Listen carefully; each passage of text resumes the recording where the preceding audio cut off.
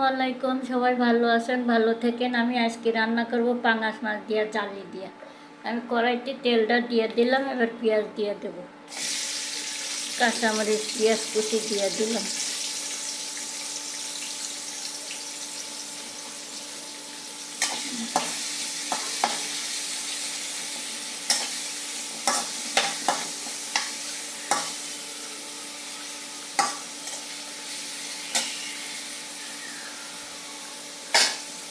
কাঁচামরিচ পেঁয়াজ হোক, এটা লাল লাল হবে, তখন আমি মশলা দেবো। হ্যালো গাইস, এই যে আমার পেঁয়াজটা হয়ে গিয়েছিল, আমি আদা রসুন দিয়ে দিয়েছি। এতে আমি লবণ হলুদ দেবো, একটু পানি দেবো, লবণ হলুদের গুঁড়া দেব, হলুদের গুঁড়া দিলাম পরিমাণ মতন।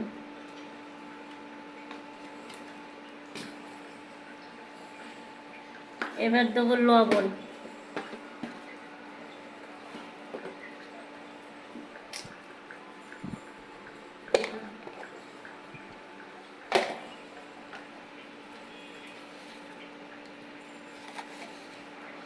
এই লবণ দিলাম।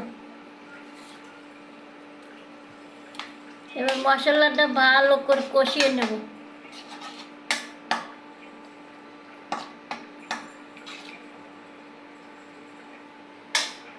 মশলাটা ভালো করে কষুক।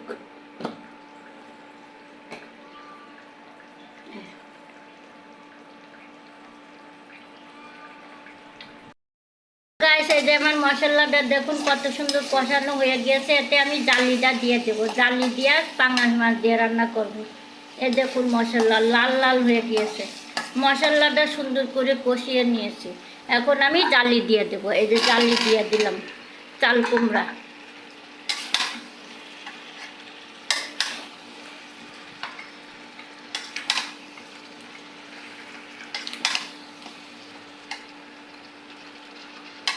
জালি দিয়ে দিলাম, জালিটা হোক কষানো।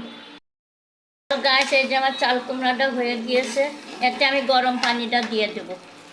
কষাইছি সুন্দর করে, গরম পানি দিয়ে দিলাম। না না, সিদ্ধ হয়ে গেছে।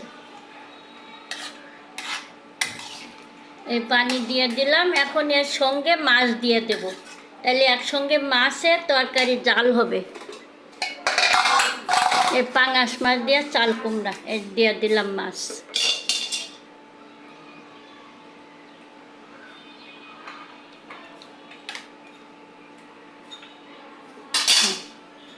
জাল হোক একসঙ্গে। হ্যালো গাইস, এই যে আমার তরকারিটা দেখুন পাঙাশ মাছ দিয়া জালি দিয়া, তা আমি এখন ভাজা জিরার গুঁড়াটা এতে দিয়ে দেবো। এই যে ভাজা জিরার গুঁড়াটা দিয়ে দিলাম। হ্যাঁ, আরও ঝোল শুকাবে, তারপর নামাবো, আরও জাল হবে। ভাজা জিরার গুঁড়াটা দিয়ে দিয়েছি।